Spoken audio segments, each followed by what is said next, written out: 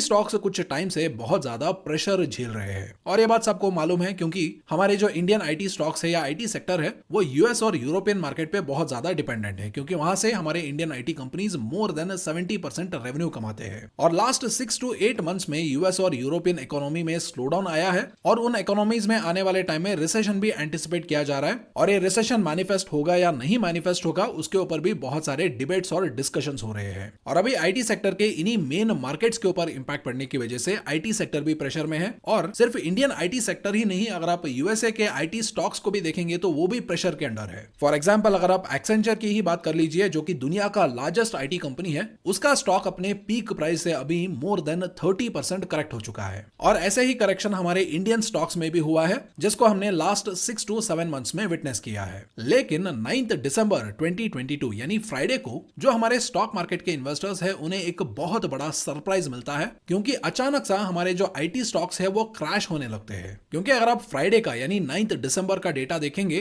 तो हमारा जो आईटी इंडेक्स है वो मोर देन 3.14% करेक्ट हो चुका है, and that too in a single day. और वही अगर आप इंडिविजुअल आईटी स्टॉक्स के बारे में बात करें तो फ्राइडे के दिन HCL टेक्नोलॉजीज मोर देन 6.5% गिर गया था, इन्फोसिस 3.8% गिरा था, टाटा कंसल्टेंसी सर्विसेज 1.81% गिरा था, और उसके बाद फाइनली आईटी स्टॉक्स का underdog of the year Wipro 2.73% गिरा था। और फ्राइडे अचानक सा हमारे इंडियन आईटी स्टॉक्स गिरने के पीछे एक रिसर्च रिपोर्ट का हाथ है जिसको रिलीज किया है एक बहुत ही रेप्यूटेड रिसर्च कंपनी ने। और इस रिसर्च रिपोर्ट के अनुसार वो रेप्यूटेड रिसर्च कंपनी ये बताता है कि आईटी स्टॉक्स जो प्रेजेंट लेवल पे है वहां से अभी भी 10 to 27% का करेक्शन हो सकता है, यानी ये स्टॉक्स अभी भी 10 to 27% नीचे गिर सकते हैं, ऐसा ये रिसर्च रिपोर्ट बोलता है। जिसकी वजह से मार्केट पैनिक में आ जाता है और पैनिक की वजह से आईटी स्टॉक्स सडनली गिरने लगते हैं। तो अभी ये रिसर्च रिपोर्ट बाहर आने के बाद एक सेट ऑफ ऐसे इन्वेस्टर्स है जो अभी बहुत ज्यादा डरे हुए हैं, ये सोच के कि आने वाले टाइम में आईटी सेक्टर में क्या होगा और आईटी स्टॉक्स में क्या होगा। और वही दूसरी तरफ कुछ ऐसे लॉन्ग टर्म इन्वेस्टर्स और वैल्यू इन्वेस्टर्स भी है जो इस अपॉर्चुनिटी को लेकर के एक्साइटेड है, क्योंकि उन्हें यह लगता है कि अगर आईटी सेक्टर में और आईटी स्टॉक्स में 10 to 27% का करेक्शन होगा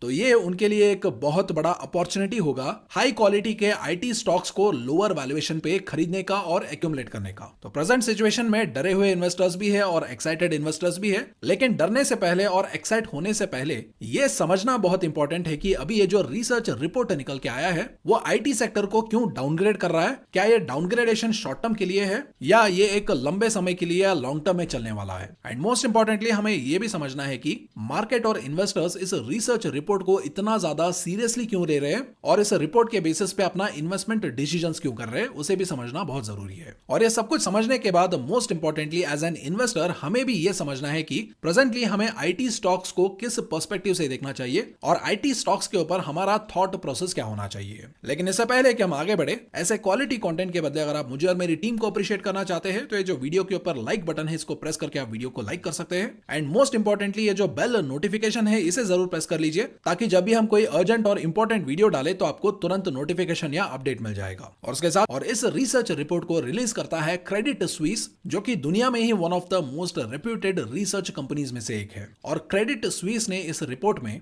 आईटी स्टॉक्स के बारे में और आईटी सेक्टर के बारे में बहुत बुरा बोला है। और क्रेडिट स्विस ये मानता है कि अभी आईटी स्टॉक्स में वैल्यू लेड करेक्शन हो सकता है, जिसकी वजह से क्रेडिट स्विस का यह मानना है कि आईटी कंपनीज के जो शेयर्स है उसमें अभी एक बहुत बड़ा डाउनसाइड है, जिसकी वजह से उन्होंने वार्निंग दिया है कि आईटी स्टॉक्स में 10 to 27% का करेक्शन हो सकता है। और इस दावे के पीछे क्रेडिट स्विस का लॉजिक और रीजनिंग ये है कि प्रेजेंटली जो यूएसए के जो मैक्रो इकोनॉमिक्स है उसमें अभी बहुत सारे चैलेंजेस और कंसर्न्स है। और इन चैलेंजेस और कंसर्न्स को हमने जो विप्रो के ऊपर 2 दिन पहले वीडियो बनाया था उसमें भी हमने डिटेलली डिस्कस किया है, जहां पर हमने देखा था कि कैसे कुछ इन्वेस्टर्स और कुछ एंटरप्रेन्योर्स यूएसए के मैक्रो इकोनॉमिक्स के इंप्रूवमेंट के ऊपर होपफुल है, और वही दूसरी तरफ कुछ इन्वेस्टर्स और एंटरप्रेन्योर्स यूएसए के जो मैक्रो इकोनॉमिक्स है वो खराब होने के वार्निंग्स दे रहे हैं। एंड ऑफ कोर्स अगर आप वो डिटेल्ड डिस्कशन देखना चाहते हैं तो आप वो विप्रो का वीडियो जाके देख सकते हैं, जिसका लिंक आपको यहाँ पर ऊपर कार्ड्स और नीचे वीडियो के डिस्क्रिप्शन में मिल जाएगा। लेकिन विप्रो का वो वीडियो देखने से पहले ये जो वीडियो है इसको कंप्लीट कर लीजिए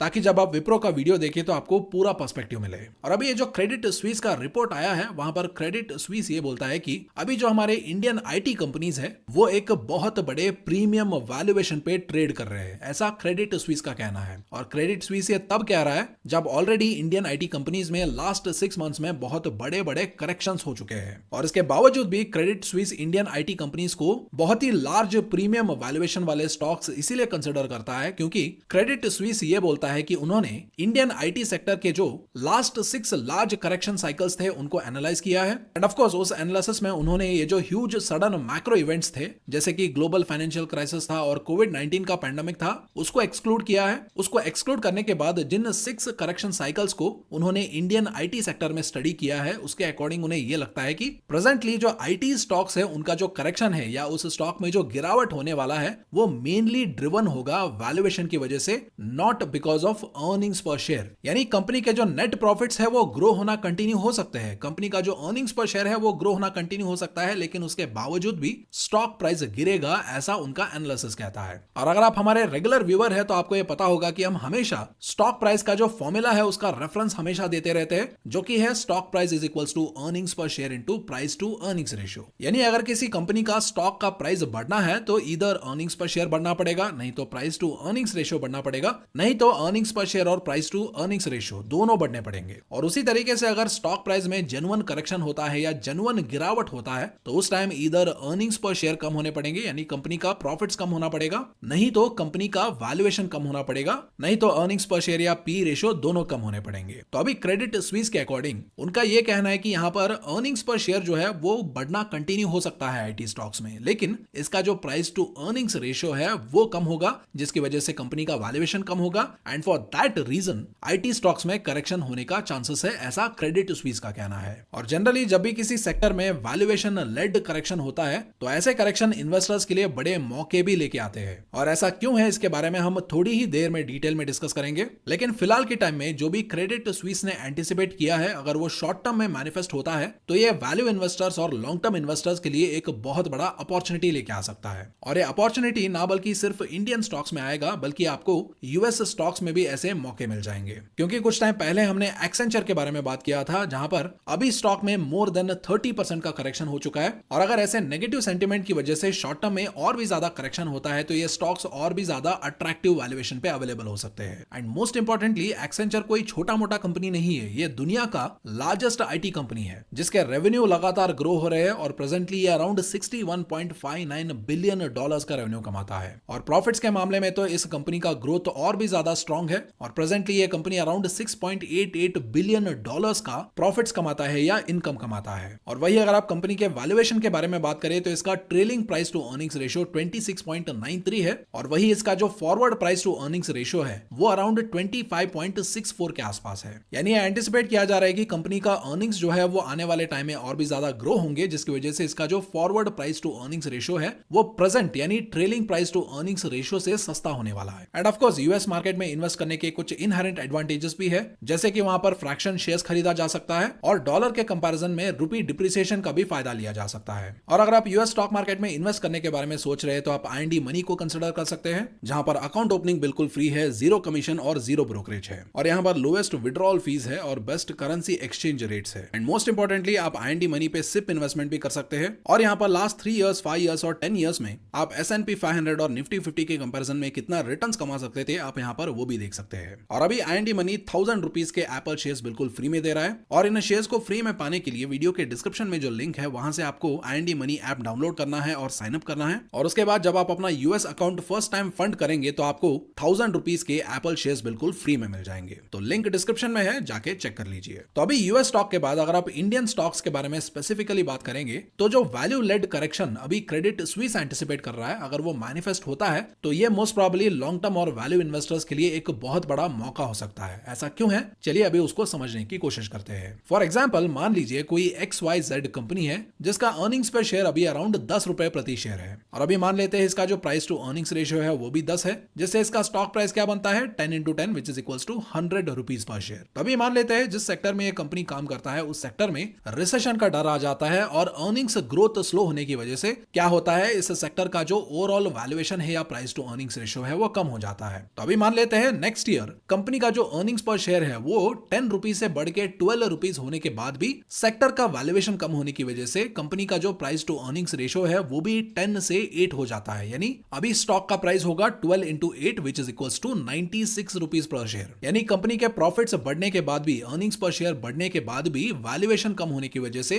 कंपनी का स्टॉक प्राइस कम हो जाता है। और अभी मान लेते हैं ये जो डर है रिसेशन का या अर्निंग्स ग्रोथ के स्लो डाउन होने का, ये और भी ज्यादा हो जाता है, जिसकी वजह से उससे नेक्स्ट ईयर क्या होता है, कंपनी का अर्निंग्स पर शेयर 14 होने के बाद भी सेक्टर का प्राइस टू अर्निंग्स रेशियो या उस कंपनी का प्राइस टू अर्निंग्स रेशियो 8 से घट के 5 हो जाता है। तो अभी अर्निंग्स 12 से बढ़ के 14 होने के बाद भी स्टॉक का प्राइस क्या हो जाता है, 14 into 5 which is equals to 70 rupees per share. यानी अभी इस स्टॉक में ऑलमोस्ट 30% का करेक्शन हो जाता है। और प्रेजेंटली हमारे जो टॉप 4 आईटी कंपनीज है उनमें से अगर आप विप्रो को एज ए एक्सेप्शन मानेंगे तो बाकी सारे आईटी कंपनीज का जो प्रॉफिट है वो पॉजिटिव ग्रोथ दिखा रहा है। इसके बावजूद भी उनका स्टॉक प्राइस गिर रहा है। यानी अभी जो एग्जांपल में हम देख रहे हैं वही एग्जैक्ट सिनेरियो अभी आईटी कंपनीज के साथ भी हो रहा है, जहां पर कंपनी के अर्निंग्स पर शेयर बढ़ने के बाद भी कंपनी का जो वैल्यूएशन है वो कम हो रहा है। तो अभी हमने कुछ टाइम पहले क्रेडिट स्विस के रिपोर्ट डिस्कस करते टाइम ये देखा था कि क्रेडिट स्विस ने इंडियन आईटी सेक्टर के 6 लार्ज करेक्शन साइकिल्स को एनालाइज किया है। यानी उन्होंने खुद बताया है कि ये करेक्शन साइकिल्स है। और ये साइकिल्स कैसे काम करते हैं, पहले उस सेक्टर में जेन्युइन ग्रोथ आता है और इस ग्रोथ को देख के